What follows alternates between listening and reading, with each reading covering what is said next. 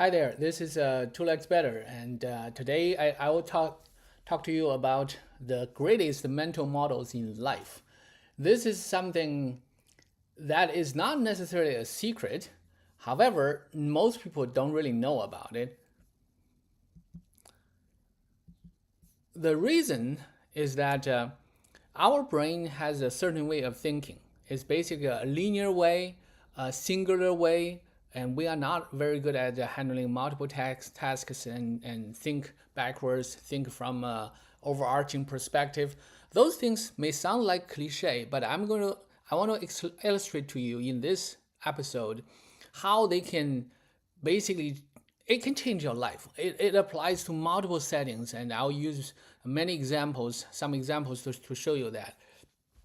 Now, when you try to get to some places in life, you think about it. And well, first, let me tell you a story about my son. I can talk about my son for a long time, you know. And he was a bright child when he was little. So when he was like 4 years old, I like many idiotic parents, you know, we like asking stupid questions to see what they think. So I asked him, I said, what do you want to do when you grow up? You know, you have so many interests, and he did. He loves a lot of things. He loves the Thomas and Friends trains and dinosaurs and um, you know, uh, garbage trucks and all kinds of stuff. So what's amazing is that he was thinking. He literally was thinking. He was 4 years old. He was playing. So I asked him, you know, what do you want to do when you grow up? And he stopped playing, started to contemplating, and after a little while, and he raised his face and looked at me and said, "Hey, Dad, would you help me when I grow up? Would you help me to do the things that you know?" It's just it's amazing how his brain thinks, you know. So in his brain, he think about, okay, when I grow up, I want to do this, I want to do that, I want to do this, I want to do that. But can I do that? You know, I'm only one person. Oh, I need help. Who can help me? Oh yeah, my dad. I was so honored, you know, so touched by that. But that's just an anecdote. But the thing about everybody's life is, have you really thought about what you want to accomplish in your life? I mean, you could be a teenager. You think about, okay, what do I want to do when I grow up? Yeah, you know, my experience with teenagers is that, you know, their thoughts barely pass one day. They wouldn't think that deep into the future. And even when you grow up, think about it, you want to get married, you met a girl, you love her, you want to, and the girl says, yeah, honey, what do you think about our future? You know, what do you do? What are you thinking? Have you really thought about that? So um, now that is not only the approach to life, it is also something about many other things. You think about it, I watch badminton games. You see players, they have a different approaches. They come on the court and start smashing, right? And you think about football games. You, you, if you watch American football, pay attention to University of Miami recently. They started like the best team in the nation. The first few games, they beat people, they dominated the games, and now in November, suddenly they started losing. Everybody is like, yeah, they are trash. No, it's still the same team. It's just that life comes you at different ways. In American football, there are some teams you can see this, you know, this one and that way. Some teams are considered blue blood. That means it's a traditional power. It has always been good. They have all kinds of great players on the team, like Ohio State and Alabama and Georgia and many other teams there. But the thing is usually things happen in the second half or the second half of the season in the past that I noticed, because there are some teams. Indiana was one of them, and teams like Maryland, Northwestern. You know, in many years, at the first half of the season, they usually perform very good. They can even win very tough games against the top tier teams sometimes. Then when they're doing are doing good, you think, wow, that is a force to be reckoned with. But then they start to diminish near the second half. Why? Because they don't have enough reserve. Because all good things come to an end in a way, right? Because you can perform the best with all your best players, but what if some of them got injured, which is inevitable in a season, in the football games, because it's so violent. So teams like Ohio State, they try to build that, and then they perform better. But for some other teams, one injury could be devastating. So these things, you see them so many times, and then that makes you start to wonder. Now, my real focus here is still negotiation. When you get to a negotiation, when you try to negotiate something, you say you want to buy a house. I use that example a lot, but because that's a common example to people. But it's not limited to that. Say you want to look for a good job. You want to negotiate a job offer, or you want to negotiate something. Say you go buy something else in the flea market. Well, that's less common these days than in the past. Say you want to buy a used car, and all these things you need communication. And some of the negotiation settings are like hidden there. But if you look at it real hard, you can find the negotiating angle there. So in negotiation, the mental model really is the most determining factor. So what do I mean by mental model? Mental model is basically how our brain interprets the world and how the world works. So what leads to what? What are the reasons? What are the causes? And what are the consequences? So if you do certain things, certain other things would happen. You think about people like, say Donald Trump. Donald Trump, he has certain mental models in life. That is power, and intimidating, threats. And that's basically all he knew. He's self-promoting, and because when he does that, good things happen to him. That's all he knew. Does he have other consequences and other, well, that's his mental model. He wouldn't even be able to see those things, even if other people pointed out to him. And we all suffer the same thing. I mean, he's just one example. We all do the same. We approach life in certain ways that's common to us or accepted for us, by us, and then we just approach that.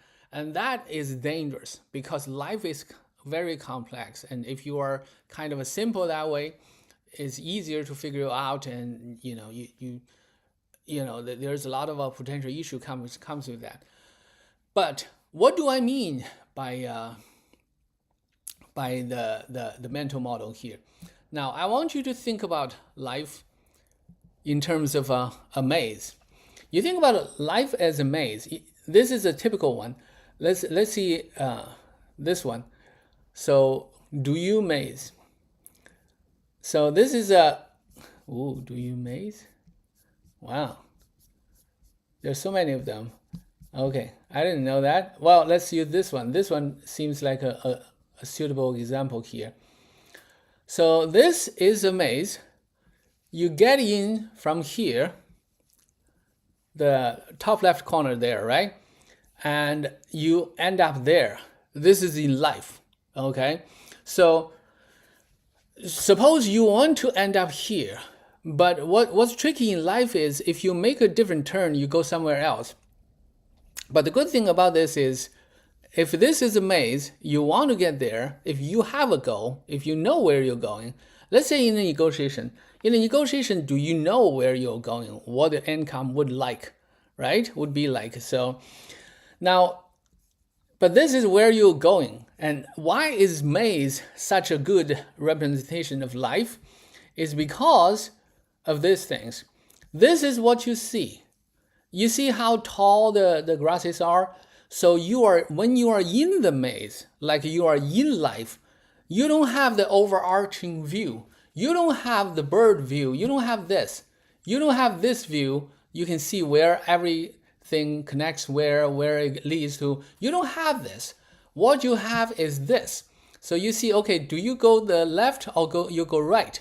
That's what you see.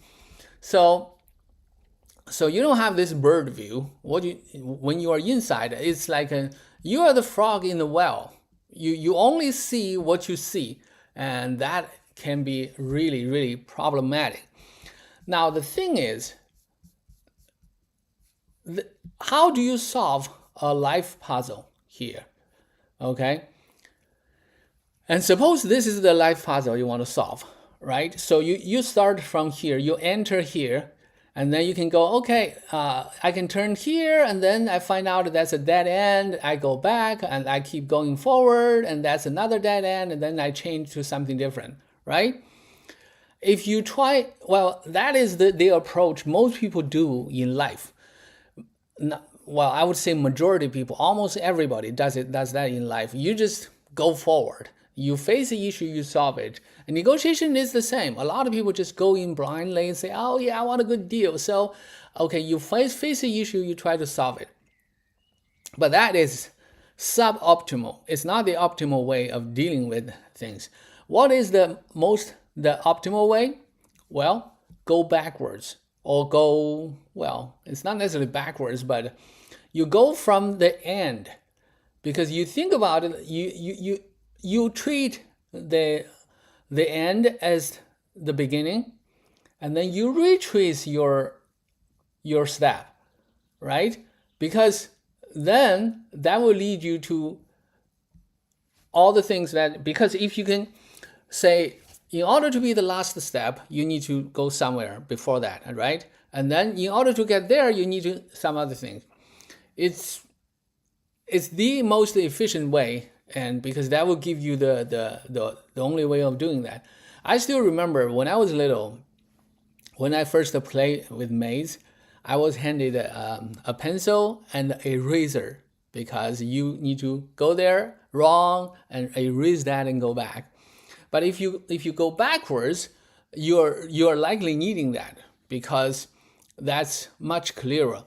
So that is the greatest mental model a person can have. That is, you do it backwards. So what do we call that? The greatest model here. Overarching thinking, or backward thinking, or Now, let's get to negotiation. In negotiation, what does it mean? It means that you thinking about the result first. We talk about in negotiation. In negotiation, you think in terms of what? In terms of aspiration and bottom line. So, and those are the results. Those are the range of the results. So aspiration is the best possible outcome. Bottom line is the worst possible outcome that you can live with. And if anything below that, you don't want to deal at all. You don't want to negotiate at all. So you think in terms of that. So how you get to your aspiration, and how you avoid your bottom line, and how you get closer to your aspiration. If you think that way, you have a good mental model there already. Now, in negotiation, that's more complicated, because there's the other side as well. So you also want to think about it, the other side's aspiration and bottom line, and that will help you resolve the issue here. So those are the aspiration and bottom lines. Now, I also now I want to talk a little bit about football, American football, and badminton. So if you play badminton, stick around. I'm going to talk a little bit about badminton as well. So now, first, I want to talk about the American football, and the Ohio State Buckeyes. The Ohio State Buckeyes this year has done really, really well.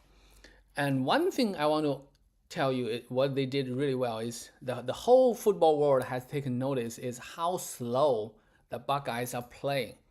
They just play very slow. They play like in Washington, they played only 6 drives in the whole game. What does it mean? It means that even if you score on all 6 of them, that is only 42 points. If you score on half of them with all our touchdowns, that's 3, that's only 21 points. And yet they dominated the game. The final score was 24-6. So now the thing is, why? Why they do that? Does it mean the team is not capable? If you pay attention to how Ryan Day's team performed in the first several years, you notice they score so easily. They can score in like 2 minutes or something, they can have a very high score. And suddenly the whole team kind of different. They are very different from the past. And there are a lot of numbers on that. And if you pay attention, you will see a lot of people start to talk about how the Buckeyes played the same number of games as other contenders, but with like a lot of snaps. The snaps is worth almost 1.5 to 2 games. So that means everybody played 12 games. The Buckeyes like played 10. And why is that so good? Because football is a violent sport. The more you play, the more wear and tear you have. And so by playing fewer snaps, you basically save people from injuries, make them less prone to injury there. And that helps in the long run, because in the past you play 13, 14 games a season. Now you play potentially like Ohio State, you want to play 16, 17 games. And that's a lot of games to play. And this way, but how they come to this? You think, whoa, that's genius. How did they do that? How did Ryan Day do that? Well, using the great mindset I just talked about. You think about it, okay, so the Buckeyes want to play in the national championship game. And we want everybody, we want all the major players, the major contributors to play in the national championship game. But how can we preserve them? Well, we need to keep them healthy. We need to have a good bench, good substitutes. How we do that? Well, then you figure out a plan. And this is part of the plan, is in the regular season, whenever necessary, you control the game. Because the ultimate goal is to win the game. It's not, you play to win the game. And it's not about, well, numbers or other things. It's, individual awards and stuff. Well, they are still important, but the ultimate goal is to win the game. And in order to win the game, and this is almost like a necessary to that. So that's one way you can look at that. I'm certain that is how their thinking is going. And I'm also sure many other teams have a similar thinking as well, but it's also a matter of execution. And the Buckeyes can execute that, beautifully this year.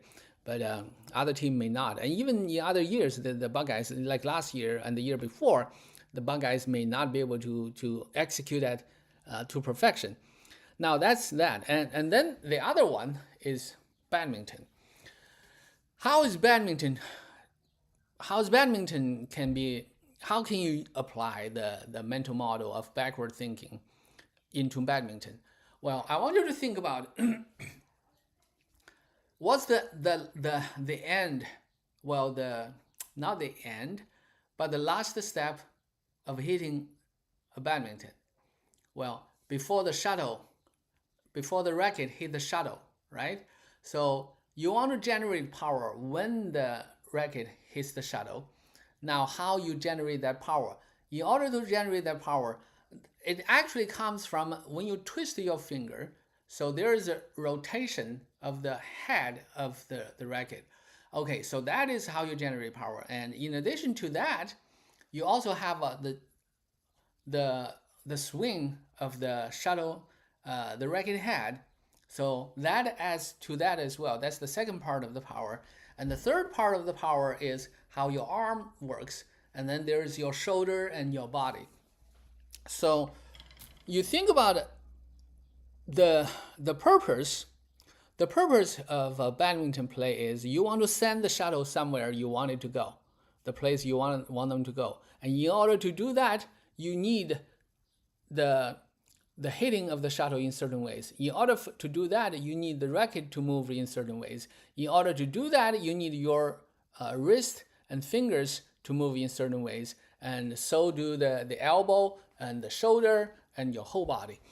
So you think about it backwards, a lot of things can come to make sense. And so that's another application of the backward thinking, backward thinking, or the goal-oriented thinking. I think a lot of people really mention that is the goal-oriented thinking. And the goal setting in psychology in the past almost 100 years, it became a thing in 1950s and 60s, and there are lots of evidence demonstrated to that. The goal setting might be the most effective motivation tools in life, in business, in almost anything. I'm not saying it's perfect though. There are lots of debate to that and what it could lead to, because if you only focus on the ends, then you have people like Donald Trump. Winning is everything and nothing else matters. And well, these people do win. And business is kind of similar. And that comes back to what I've been talking about. Can you preserve other things? Decency, dignity, justice, all these things. Can you preserve all those things in integrity and still win, still accomplish in life? Well, to me, that's the greatest mystery in life. But in a way, that is goal setting. If you set a goal, you do everything you can, whatever it takes to achieve that goal, then you have a good chance to achieve that goal. I don't know. I mean, I create this channel, all these episodes. I'm assuming that you want to have your integrity intact. You want to preserve. You want to have a moral principle. You want to be ethical, but at the same time, you also need to accomplish. You cannot just say I'm a good person, but I'm a loser, and that I hope that's not the case. So in order to win, you have to master the art of goal setting, the art of looking back or backwards, or and start from the end, retrace back to the beginning. And this is the greatest mental model I could give you. I think the whole psychology world can give you. So the mental model, the goal-oriented